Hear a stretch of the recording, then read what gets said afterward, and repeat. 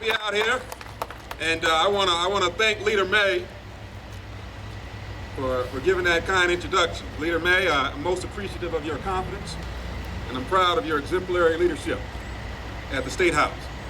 And Ms. Rohan, I want to let folks know she's also a rising leader and someone I'm proud to call a friend. Thank you so much for coming out here today. And Brighton Ford, I want to thank the owners, Jack and Gail and Jason, Josh, Monica, and Stacy, and all the fine workers of this fine business here in our community for hosting this fine gathering today. I also want to take a few moments and acknowledge some of my friends and distinguished leaders in the crowd today. I saw the mayor of Thornton out here. Eric, where you at? There's Eric. Good to be out here. I saw Clark Bozier. Mrs. Adams County, Mary Dobbin is out here. Former State Party Chairman Bob Martinez. I know I saw State Representative Kevin Priola. Former Arapahoe County Chairman Bo Cottrell. A lot of great folks. I know I may be missing a few people, but I want to thank each and every one of you for coming out here today. You know, you can't make a speech at a Ford dealership without giving a Ford story. So I figured I'd start there. You know, as I rode in today, I saw a few folks on some motorcycles, and it reminded me of a story I heard some time ago. There was this gentleman who had unfortunately passed away, and he was at the pearly gates with St. Peter. And as he stood there, St. Peter was going through the book of his life, and he said, look, I don't see anything really good that you've done, but I don't see anything really bad that you've done either. I tell you what, give me one thing, and you're in. So the guy thought for a second. He said, well, there was this one time I was driving down Route 85, and I was in my Ford F-350. And I was coming down the road, I saw this gang of bikers giving this young lady a hard time. And as I got closer, it was about 40 or 50 bikers, and sure enough, they were ganging up on this young lady. So I pulled my Ford F-350 off to the side, and got my tire iron out. And as I headed towards the gang of bikers, I noticed that the leader of the bikers had this chain going from his nose to his ear. It looked pretty dangerous. And as I got in front of the gang of bikers, formed this circle around me. And so without hesitation, I just hauled off and hit the leader, laid him out. And I said to the rest of the bikers, look, if you don't leave this young lady alone, the rest of you are going to feel some pain. Well, St. Peter sat back in the chair and said, wow, that's pretty impressive. I said, when did that happen? The guy said, oh, that was about 5 minutes ago. It's good to be out here with you today, and I want to thank you. It's great to be amongst so many hard-working Coloradans. I want to thank you for sacrificing your time to come out. It's a beautiful Colorado day. I'd like to say I had something to do with that, but that just wouldn't be true. But today marks a new beginning. A beginning premised on making a positive difference for people. All people, of all backgrounds.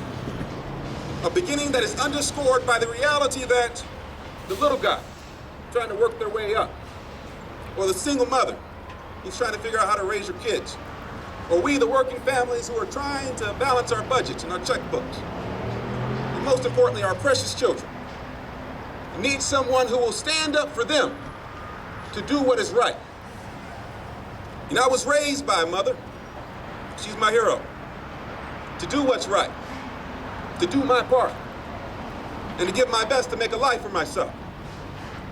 I believe that's what most Coloradans want, an opportunity to make a life for themselves, to put food on the table, a roof over their heads, and clothes on their children's backs.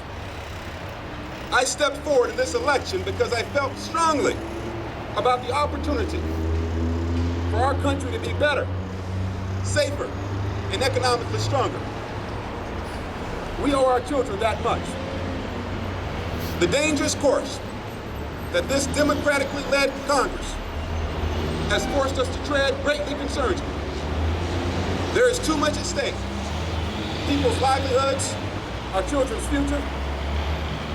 And now is the time to re-energize the People's House with new leadership and better solutions. And so it is today that I want to share with you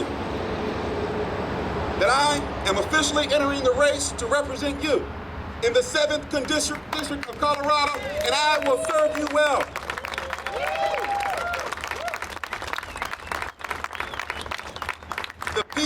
here deserve a better choice. This isn't about me. It's about our children. There are so many things to do and no time to waste. Let's not pretend that Washington is working for us. We know that Congress is failing to represent our views and deliver common sense solutions. I'm deeply motivated to fix the problems that you and I care about most. Creating more good-paying jobs, cleaning up the fiscal mess of wasteful spending and the enormous national debt, protecting our country from the threat of terrorism, and to embrace an all-of-the-above American energy policy that severs our dependency on foreign sources, to put forth free market solutions for healthcare reforms that ensure more Americans have access to quality care, and to give parents greater choice in their child's education. Simply put, my friends, I'm ready to work for American solutions, for the American people.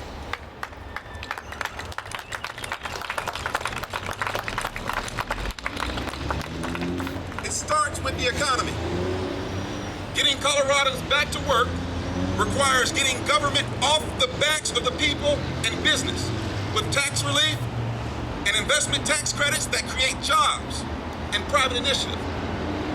It also requires that we do more with American energy, natural gas, nuclear, and all of the above American energy policy that allows for more American energy production right here in Colorado that will create tens of thousands of jobs, new jobs, and lessen our dependence on foreign sources.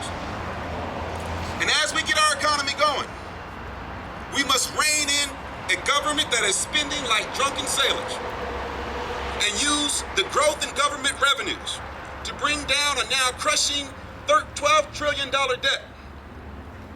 Last year alone, our government spent $383 billion on interest alone on the debt. Not transportation, not education, not defense, on interest. We have to control spending, stop the bailouts, and cut out the frivolous earmarks.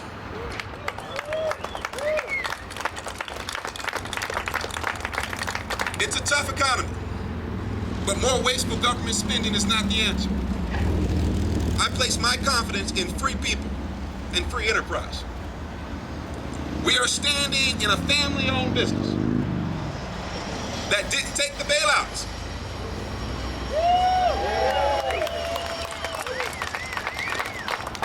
Despite the reality that they're having to fight lower sales and having to tighten their belts, with everyone from the top down taking pay cuts to minimize layoffs. That's the type of innovative, hard-working businesses that will make America great, and I'm proud to be doing this announcement right here at the Ford Brighton dealership.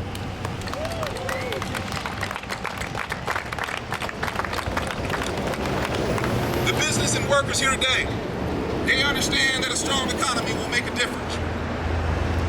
I don't think it's too much to ask for a fiscally responsible government that works for the people, that keeps our taxes low, that builds roads and water systems, that protects our rights, upholds the Constitution, and defends our country, that strengthens the free enterprise system, embraces technology for self-government, and gives parents choice in their child's education.